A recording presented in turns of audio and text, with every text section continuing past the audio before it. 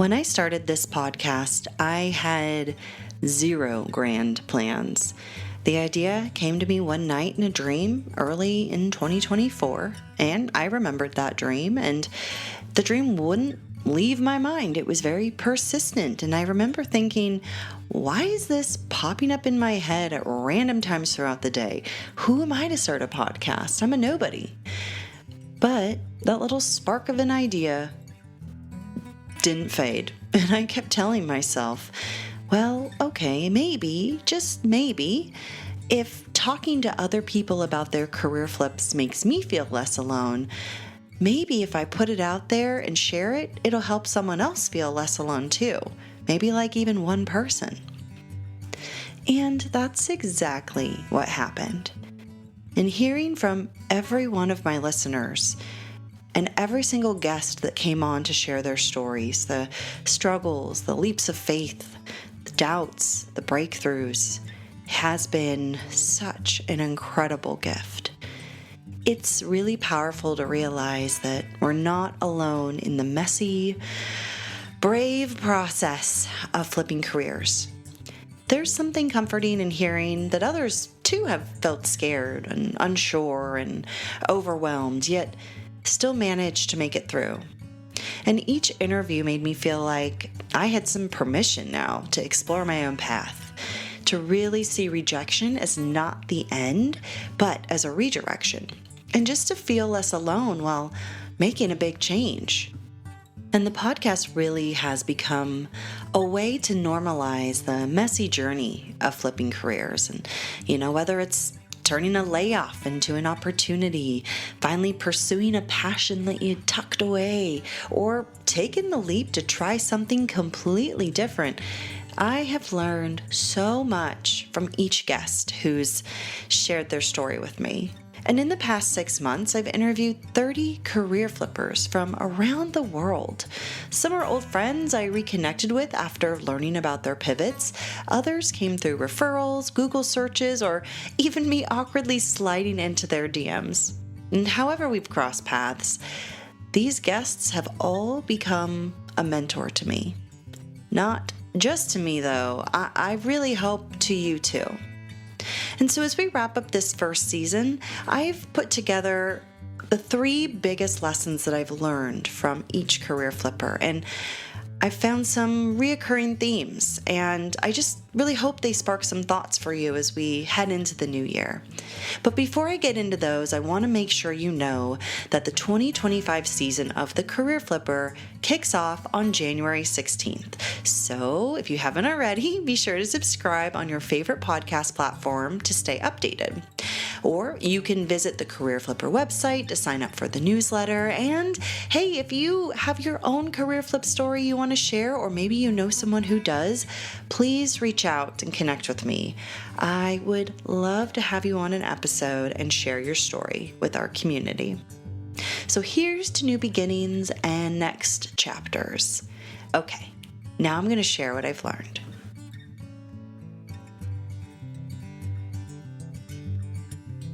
So the first thing that really showed up in a lot of episodes was about your calling and how do you find your calling? And when I first got laid off, I wasn't necessarily looking to find my calling. But what I've learned after talking with guests is that your calling isn't set in stone. It evolves. And sometimes when you go looking for it, you're not going to find it because it might already be right under your nose. And when I asked myself, really reflecting after a layoff of like, well, what is it that I'm meant to do? I've just gotten, hundreds of rejections. And I always thought that I was just a customer service manager, a corporate, worker bee. And that was really the only career path I'd known. And there's nothing wrong with that. But the callings, they do shift. And they're often these hidden, like golden threads, or like Taylor Swift says, invisible strings that connect us from one thing to another, and we may not know it until a later point. And all we need to do is just pay attention. And for me, it started with picking up a junky table and imagining its potential and then learning how to do it. That one moment really sparked a creative outlet that I never knew existed. However, when I look back, I had done similar things in the past, and going even all the way back to when I was a child. I had family members in my life who did woodworking, who did paint furniture and art, lots of art all around me. And I just never connected the dots until I did. So if you're in that role, in that place where you're trying to wonder or trying to figure out what's your calling, how do you even find it? Slow down, pause, get curious. You might just find something unexpected. Like, for example, Jeremy Smith from episode 6 took an opportunity that he didn't know he was going to love and found a new passion working with sea turtles. And through that experience, he learned that while he loves that, it wasn't the right path for him anymore. And it then reignited his love for vintage furniture, something that he grew up with, that was always around him when he was younger. And now that's his business. So sometimes your calling can appear in the smallest or most unexpected moments, simply when you take an opportunity that just shows up on your path. You never know where it's going to lead.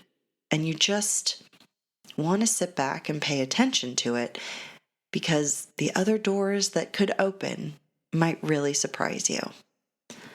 Okay, the next one is about skills and what skills you bring with you when you flip your career. And what I have learned talking with other folks who flip their careers is that you're not actually starting from scratch. You're building on your experiences.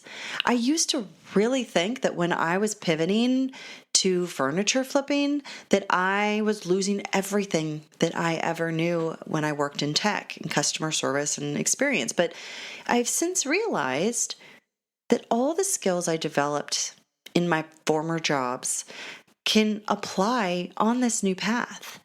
Things like communication, problem solving, leadership, community engagement, social media, just simply customer service and how to write to a client. These things that we've learned along the way are valuable and transferable. So I really encourage you, if you're kind of nervous about changing careers and losing everything that you may have, thought that you've worked so hard to build, look at that experience, look at those past jobs, and think about which of those skills you really can carry with you to your next opportunity or starting your own business or whatever that looks like for you. Like, for example, Leslie O'Flahaven took her teaching skills as a high school English teacher and then transformed them into a thriving business to help corporate companies and startups and small businesses write better to their customers. And even Julie Morris, who also, she spent a decade getting her PhD and to teach at a university level. And then she left to work in tech. And she uses so many of the skills that she learned during that time in academia to apply towards training programs and internal education and different types of technology and learning styles. So the lessons that you've learned and the experiences that you've had can lead you to the next chapter. Don't discount your past experiences. They will still apply with anything that you do moving forward. So this next one came as a bit of a surprise to me. And it's going to sound silly when I share it because it sounds very logical, but I never really thought about career flips this way until talking with others and finding a common pattern that career flippers, typically, most of them, take calculated risks. And these small, smart steps are, they're not jumping blindly. They're not just leaping off the cliff. It's so easy to get overwhelmed by the what ifs, like how will I pay my bills, or what if I fail? But the truth is, most career flippers take these calculated risks and they plan a bit, they research a bit, they test the waters before diving in, they start small. They're not just leaping off the cliff. And while there's nothing wrong with taking that deep dive and jumping blindly, and going all in when you fully believe in an idea, that is absolutely encouraged. I think when it comes to the day-to-day reality of changing careers, there is also power in calculated risk taking and doing a bit of planning and researching before diving in. And I kind of equate it to how I like to take a trip. Like, for example, I love to know where I'm going to stay, how I'm going to get from place to place, maybe one or two sightseeing points, and then I want the rest of it to be all up to chance to wander and explore and find random places and adventures. And I feel like when your foundations are covered, some of us, maybe not all of us, some of us really thrive on the unknown, but some of us want to kind of know how things are going to get paid. And then we can use some of that extra money to fund our dreams before going all in. Like, for example, Natalie Schumann and her husband spent many years researching and saving for their dream of owning a dive shop. And their patience paid off when they took the leap after getting stuck touring different islands and looking at different dive shops. And they got stuck there during COVID. And then they're like, well, we actually love this. So it was like a chance encounter. But there was a little bit more planning that went in beforehand. But then there's the example of Roy Atkinson, who's an incredibly talented musician and, took the leap to become a touring musician and was absolutely successful at it. And he knew that if he sacrificed a lot of things like money and time and just put it all into his dream, that it would happen. And I think that belief also helps us because calculated risks can only stay calculated risks. And then if we're not believing in ourselves or we're not pushing it, we could get stuck in like, oh, that's a fun idea. That's a fun idea. I'm just going to keep researching until I'm ready. But we may never actually be ready. There are still leaps that come with it, even with a calculated risk. So I think all this is to say is that a little bit of planning might help you feel a little more confident as you dip your toes into the next chapter. But don't let it stop you from actually taking that leap. There's logic, and then there is still the dream that needs to happen. And so it's kind of this balance between the two. And I know sometimes when circumstance happens, like for example, I got laid off and I couldn't find a new job and I had to think fast on my feet to figure something out, and my career flip became something that just happened because I had to find something, but I really leaned into things that I enjoyed, creativity, and to get really resourceful about how to do it in a unique way.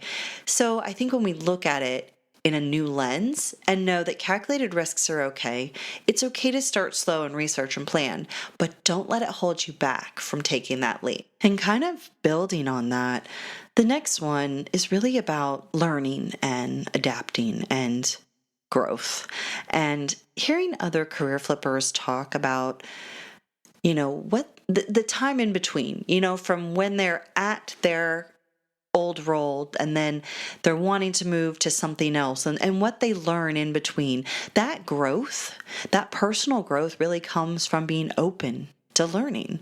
Like when I first got started in this furniture flipping podcasting journey, I didn't know what I was doing, but I was curious. I am curious. I'm very curious by nature. I love to ask questions. I will ask all the questions, which might be annoying for some people, but I'm just curious and I want to learn from people. And I really learned along the way how to flip furniture by asking questions, doing my research, trying and failing, trying and succeeding. And the same with podcasting. If you listen back on some episodes, some of the sound is not good. I was learning, getting different mics.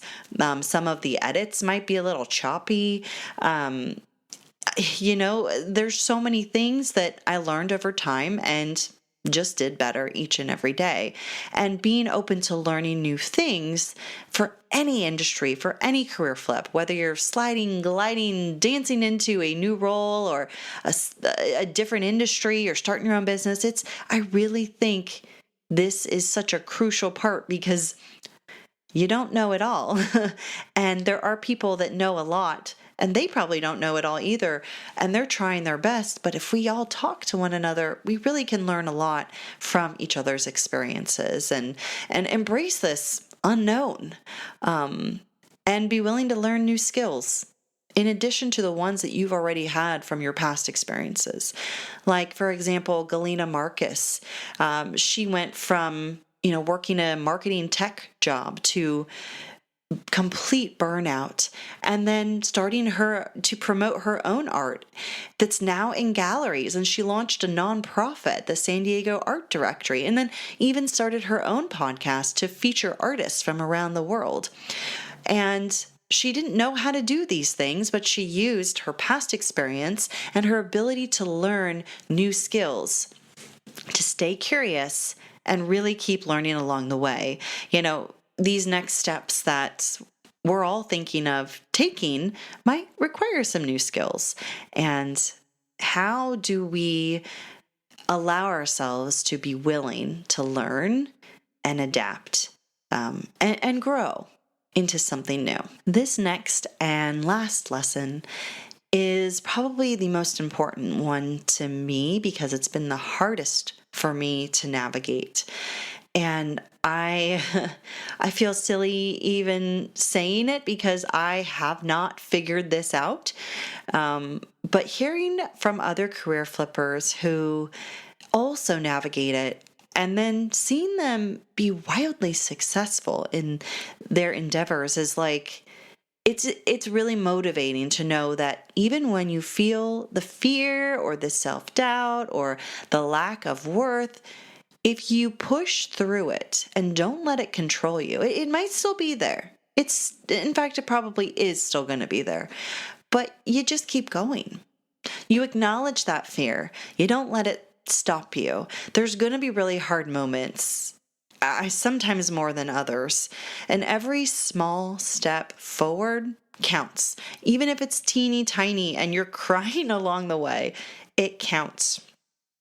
And I think, I could go into many examples throughout the podcast, but ultimately, you don't have to have everything figured out. You could just keep moving forward. And as cliche as this sounds, trusting the process. Because sometimes, and I guess this is no secret, like other people talk about this, I'm no expert on it, but our minds are just trying to keep us safe. When we put ourselves in a situation that is new and uncomfortable and, might not have the security that we have known for many years, our minds are going to freak out. And I think when we lean into that, which is perfectly natural and normal, we can learn to talk ourselves kind of out of it. And that's honestly what's really helping me. I think, talking with career flippers and learning that, it doesn't have to control you. You can keep going even when you feel it. And it's going to be worth it, even on the hard days. And as I reflect on the entire season of The Career Flipper, I'm really, this is going to sound so silly, but I'm really struck by how often I called myself delusional for dreaming big. But now, at this point, 6 months later, I realize that believing in your potential isn't delusional. It's brave.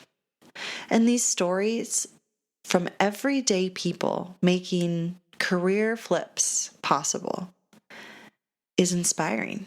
And if they can do it, you can too. And I guess I want to be totally upfront with you that when we're doing these things, we sometimes, most of the time, we need money to fund our dreams. And it's just part of the journey. And I think hearing from others on social media, it can feel a little frustrating or discouraging at times to think like, I want to lean into my dreams and make this happen, but I also need to pay my bills? How do I balance both? Is it shameful to get a part-time or a full-time job while I'm trying to build this up on the outside? And I would never want money to be the thing that stops me from going after what I love, and I wouldn't want that for you either. I know, like for myself, I am 100% committed to making my dreams happen. Whether it's hosting career flipper meetups in real life or speaking at events about career changes, writing a book, or whatever else comes up along the way, I'm committed to making the dreams happen. But that said, I'm also keeping it real with you. I might need to take on a full-time job for a bit to help fund the dreams and cover the bills and give a little bit of that security to keep afloat. And that's okay. That's okay if you have to do that too. There's no shame in that. The practical stuff needs to come first, but that doesn't mean that you have to give up the bigger goals. It just means we might be juggling both. And I know that I'll keep working hard to make the dream happen on the side, and I really hope that you do too. But it also might feel like awkward and silly to some people, like admitting that I need to step back into a more traditional role to kind of make things work. But there's nothing wrong with that.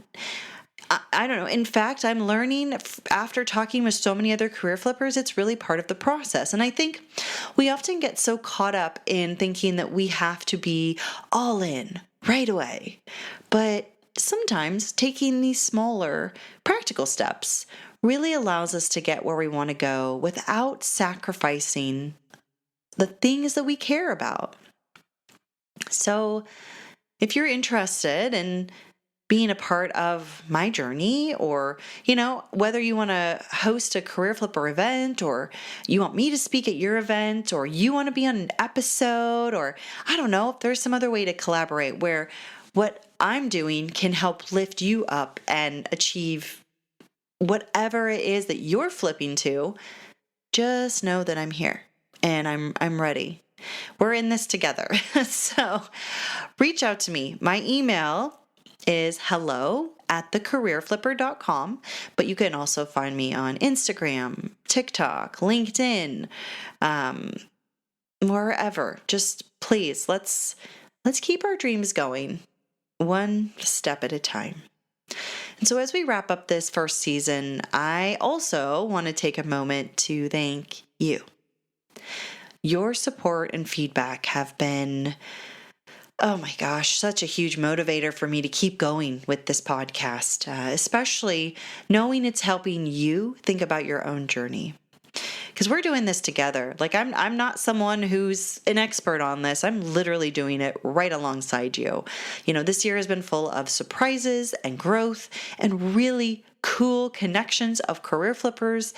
I'm honestly so grateful to each of you tuning in. Like, you listen to this, you learn with me, and you're flipping right alongside me. So here's to more adventures ahead. Thank you for all the reviews and streams and likes and comments and letters, and keep it coming. I'm so grateful. And as I mentioned before, Season 2 is coming your way on January 16th, 2025. I really plan to have it packed with some really great stories, a lot more expert insights from folks that know the career flipping world in and out, that can help you really navigate your own path. And honestly, I'm wanting to pick their brains too. My dream is really to grow this podcast into a global community where we get to meet in person, we get to share our stories, and we get to learn from one another. And maybe even one day I'll kick back and read a career flipper book together. So if someone who didn't always feel that I was worth it or believe in myself, and the self-doubt was there, and it's slowly not controlling me as much anymore, if I can do this, so can you. So stay curious and stay brave. Stay on your path, my friend. What's the best that could happen?